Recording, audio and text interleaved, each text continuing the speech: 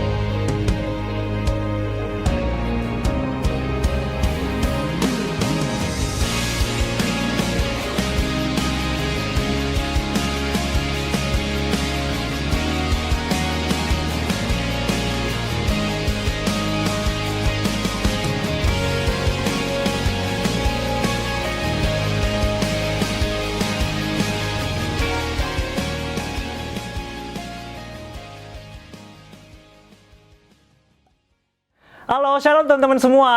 Kembali lagi di GKY Youth Service, GKY Karawaci. Sangat bersyukur kita masih diberikan Tuhan kesempatan dan waktu untuk boleh kembali bersekutu bersama, kembali memakai waktu kita untuk memuji Tuhan. 1 Tawarik 16 ayat 23-24 mengatakan, "Bernyanyilah bagi Tuhan, hai segenap bumi, kabarkanlah keselamatan yang daripadanya dari hari ke hari. Ceritakanlah kemuliaannya di antara bangsa-bangsa dan perbuatan-perbuatannya yang ajaib di antara segala suku bangsa." Aku yakin banyak hal yang udah Tuhan lakukan di hidup kita beberapa hari lalu, bahkan mungkin dari tadi pagi. Kebaikan Tuhan, kedahsyatan Tuhan, bahkan keajaiban Tuhan yang nyata dalam hidup kita. Aku mau ajak kita untuk sama-sama memuji Tuhan, mengagungkan namanya. Kita angkat pujian, ajaib Kau Tuhan.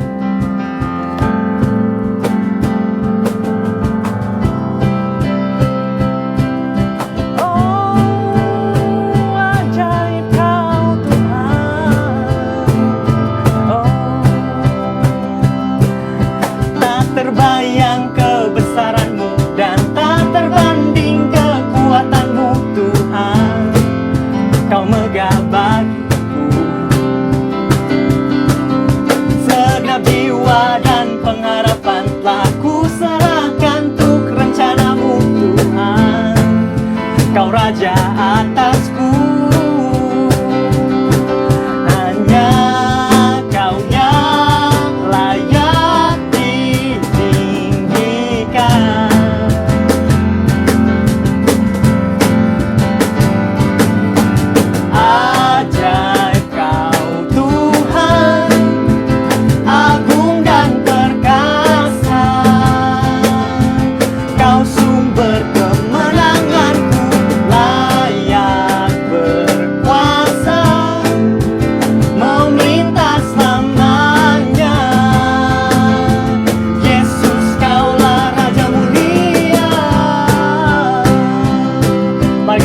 Dari awal kita sebut ajaib Kau Tuhan.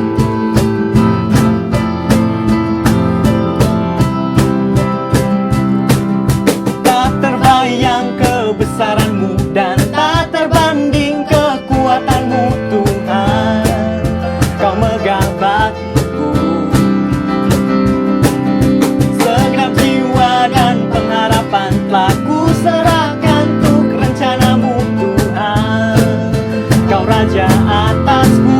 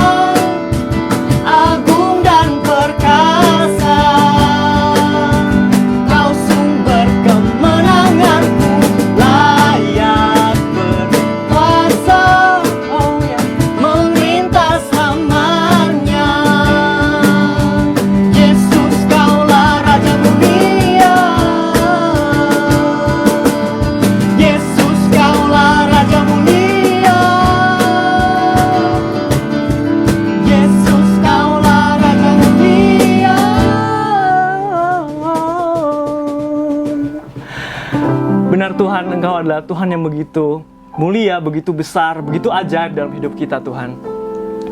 Terima kasih karena waktu yang boleh kita pakai untuk kembali memuji Tuhan, kembali mengagumi Tuhan, kembali mengagungkan Tuhan di tempat ini ya Tuhan.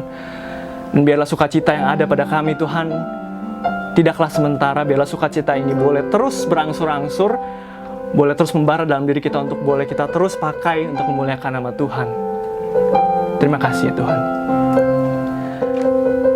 Mungkin 1-2 hari ke belakang, bahkan 1 minggu ke belakang, banyak banget kesalahan dan dosa-dosa yang udah kita lakukan. Banyak hal yang kita perbuat dan mengecewakan hati Tuhan. Dan aku mau kita mengakui hal-hal itu di hadapan Tuhan pada saat ini. Aku mau ajak kita mengangkat satu pujian sungguh indah.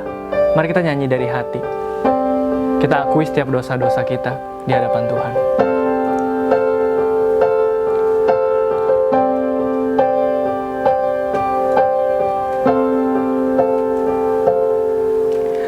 Kemanakah aku dapat pergi menjauhi roh-Mu yang suci, Kau sabar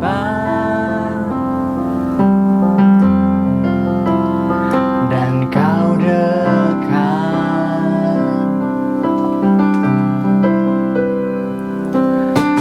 bahkan seluruh pengabdianku tak bisa membalas kesetiaan-Mu, sungguh mulia dan berharga. Sungguh besar pengorbanan-Mu bagiku, terlalu dalam untuk dimengerti.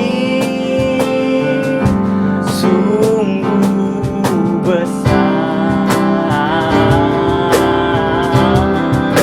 sungguh indah yang Kau pikirkan tentangku, tak terselami bagiku.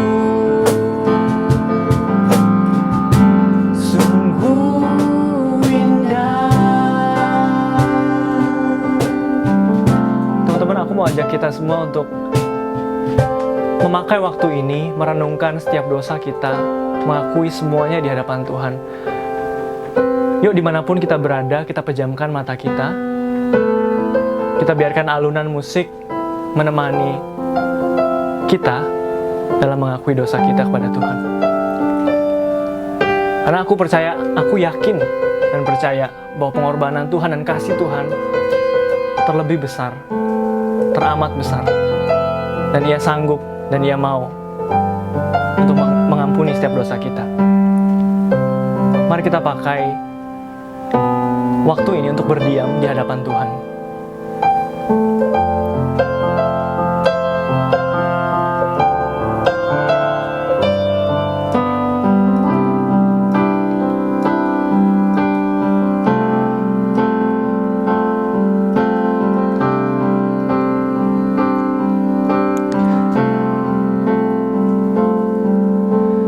Kemanakah aku dapat pergi menjauhi roh-Mu yang suci, Kau sabar dan Kau dekat. Tuhan Yesus, kami bersyukur kepadamu untuk saat ini ketika kami boleh bersama-sama kembali belajar kebenaran firman Tuhan. Bapa, Engkau sendiri yang terus menolong kami, sehingga setiap firman yang akan kami baca, renungkan, biarlah di dalam anugerah daripada Tuhan kami bisa melakukan kebenaran firman Tuhan. Terima kasih Tuhan, dalam nama Tuhan Yesus kami berdoa dan bersyukur. Amin. Teman-teman, saya akan mengajak kita membuka Alkitab kita dari 2 Petrus pasal yang ketiga, ayat yang ke-17 dan ayat yang ke-18. Demikianlah firman Tuhan, "Tetapi kamu, saudara-saudaraku yang kekasih, kamu telah mengetahui hal ini sebelumnya. Karena itu waspadalah, supaya kamu jangan terseret ke dalam kesesatan orang-orang yang tak mengenal hukum. Dan jangan kehilangan peganganmu yang teguh, tetapi bertumbuhlah dalam kasih karunia dan dalam pengenalan akan Tuhan dan Juru Selamat kita, Yesus Kristus. Baginya kemuliaan sekarang dan sampai selama-lamanya. Amin." Teman-teman, saya punya sebuah skrup seperti itu ya. Skrup ini, percaya tidak percaya, skrup ini harganya 20.000 satu biji ini. Kenapa semahal itu? Karena kalau kita bicara tentang skrup dan kita bisa beli di toko bangunan, harganya per kilo tidak semahal itu. Tetapi skrup ini punya kisah, bahwa skrup ini suatu hari dia menempel di ban mobil saya. Dan ketika saya melihat, mengamati ban mobil saya akhirnya kempes, dan saya membawa mobil saya ke tempat tambal ban. Dan ketika dicek dan ternyata skrup ini menempel di ban mobil saya dan harus dicabut. Dan pencabutan itu, penambalan itu berharga 20.000. Dan kalau kita melihat akan skrup ini yang begitu kecil, tetapi karena kecilnya ini, tetapi dia bisa mengempeskan akan ban mobil dan mengganggu akan stabilitas akan kendaraan yang saya bawa. Teman-teman, ketika kita melihat akan 2 Petrus pasal yang ketiga, secara khususnya ayat yang ke-17 dan ayat yang ke-18 adalah bagian terakhir yang disampaikan oleh Rasul Petrus ketika dia bicara kepada jemaat yang dia tujukan suratnya. Tetapi kalau kita lihat ayat yang ke-17 dan ayat yang ke-18, Rasul Petrus sesungguhnya masih ada sesuatu yang mengganjal di dalam penulisannya. Masih ada sesuatu kegelisahan di dalam tulisannya. Kenapa? Karena kalau kita lihat di dalam bagian ini, dia berkata, "Tetapi kamu, saudara-saudaraku yang kekasih, kamu telah mengetahui hal ini sebelumnya. Karena itu, waspadalah." Ada hal yang menarik di sana yang dikatakan oleh Rasul Petrus, bahwa dia menyebut jemaat-jemaat yang dia tuliskan suratnya, yaitu dengan sebutan saudara-saudaraku. Ini adalah sebuah penyebutan yang khusus pada zaman para rasul, yaitu menunjukkan kepada orang-orang percaya. Orang-orang percaya waktu itu tidak disebut sebagai bapak, ibu, tetapi mereka disebut sebagai saudara-saudara. Kenapa saudara-saudara? Karena mereka adalah saudara di dalam Tuhan. Karena itu Rasul Petrus tetap menganggap mereka sebagai saudara di dalam Tuhan. Tetapi Rasul Petrus berkata, waspadalah. Di tengah-tengah situasi, di tengah-tengah status, di tengah-tengah suatu panggilan, tetapi Rasul Petrus berkata, waspadalah. Kenapa harus waspada? Supaya kamu jangan terseret ke dalam kesesatan.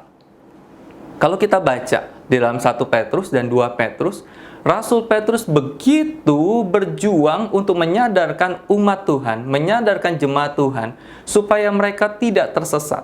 Kenapa harus disadarkan? Karena waktu itu banyak sekali guru-guru palsu yang mengajarkan sesuatu yang tidak benar, sesuatu yang bertentangan dengan iman kekristenan, sekalipun mereka landaskan kepada seakan-akan kepada iman kekristenan.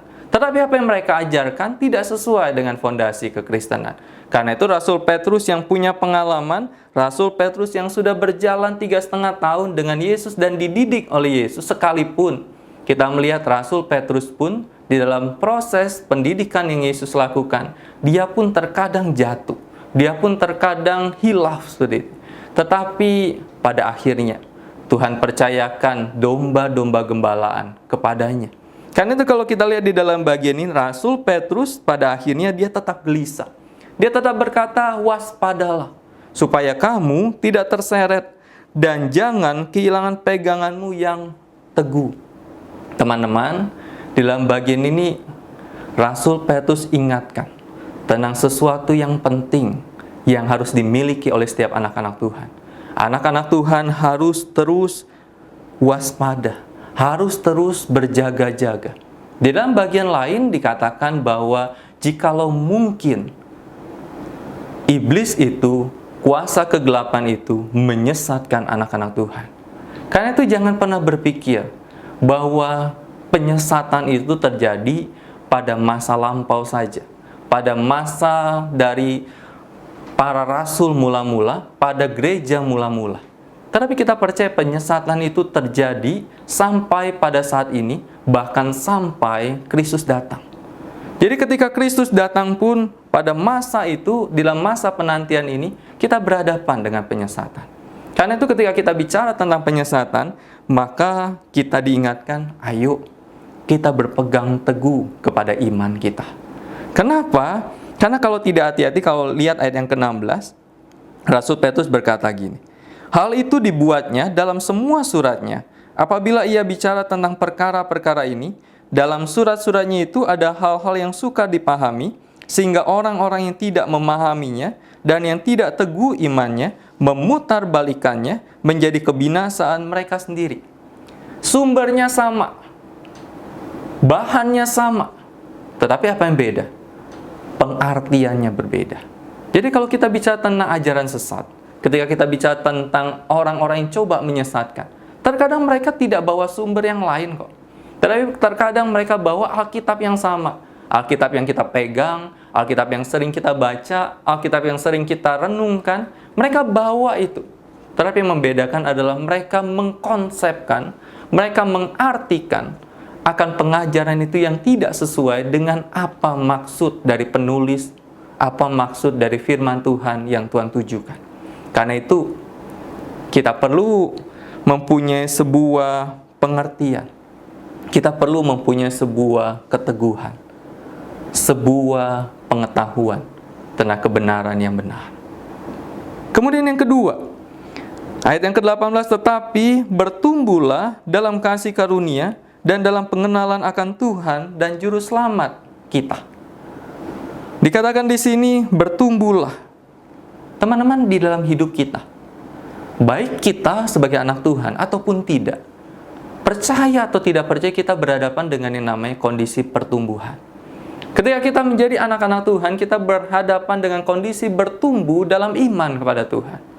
Tetapi kalau kita bukan anak Tuhan, atau kita bukan orang-orang Kristen yang sungguh-sungguh mengikut Tuhan, kita pun mengalami pertumbuhan. Pertumbuhan apa? Pertumbuhan di dalam kehidupan dosa kita.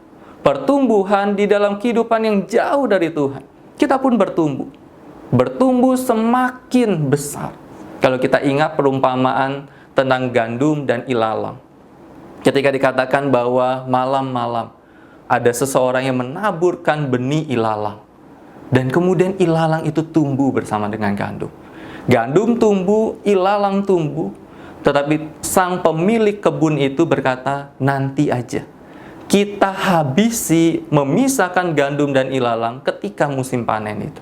Sama-sama bertumbuh.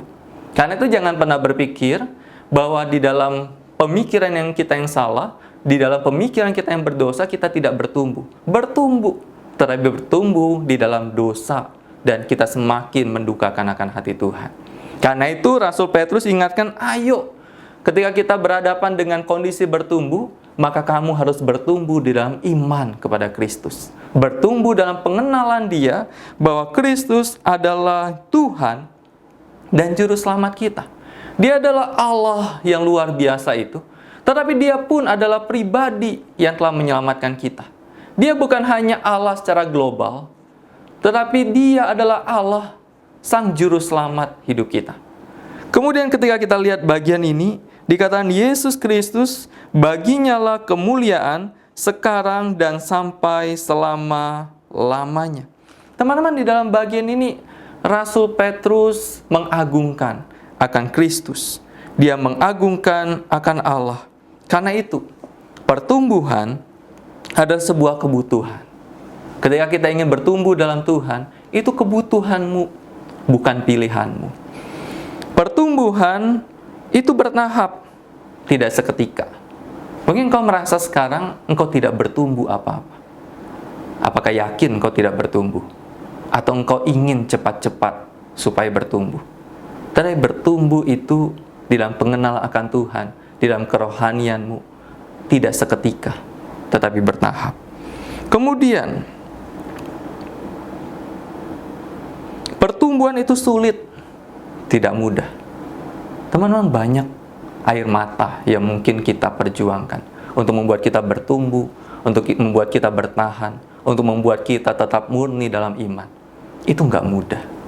Tetapi itu sehat. Karena itu saya ingin kisahkan tentang seorang yang bernama John Stephen Akhwari. Di Olimpiade tahun 1968 di Mexico City, di dalam perlombaan lari maraton, tiba-tiba John itu mengalami sebuah accident, mengalami sebuah masalah, dan akhirnya dia harus dirawat di sebuah pos perawatan di dalam lomba lari itu sekitar 1 jam. Ketika setelah lewat 1 jam, orang-orang yang penonton itu sudah mulai meninggalkan stadion itu. Tetapi kemudian suara sirene muncul dan orang melihat bahwa seorang yang sedang menyeret kakinya tetapi terus berjuang untuk mencapai garis finish, dan pada akhirnya dia mencapai. Dan orang-orang bersorak dengan pencapaian itu seakan-akan dia adalah juara, padahal dia adalah orang terakhir mencapai garis finish.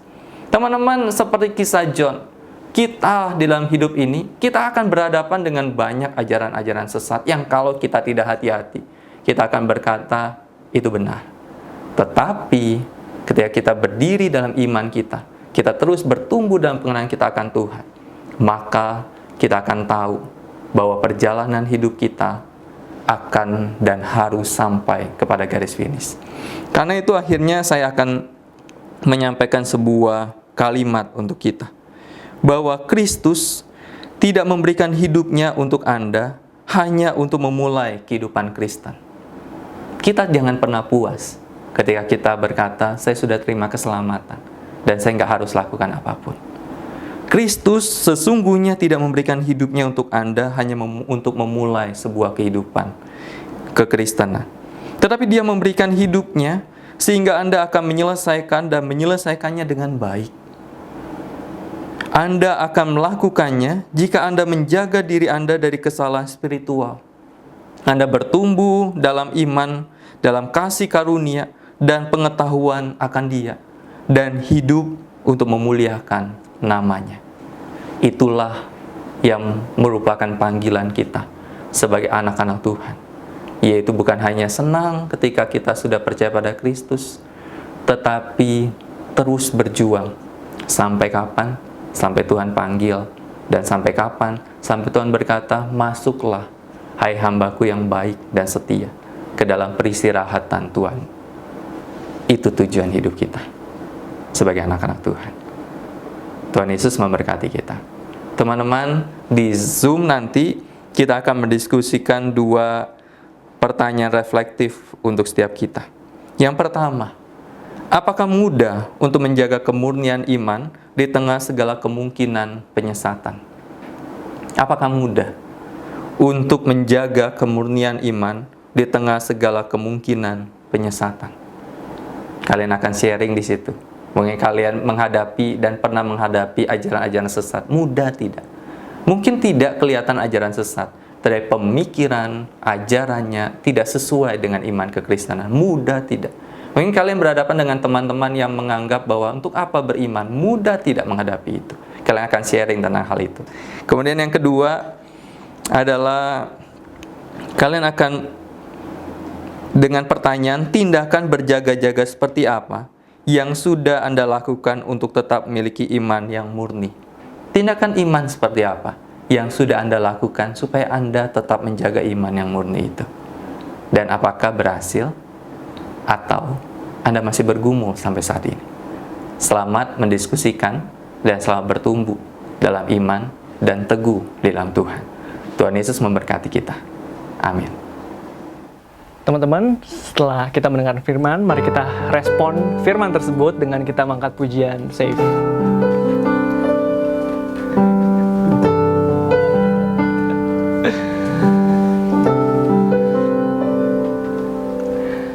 Under your grace, your mercy amazes me. Under your wings, your shadow covers me. Your promise of love, where my heart is safely undone.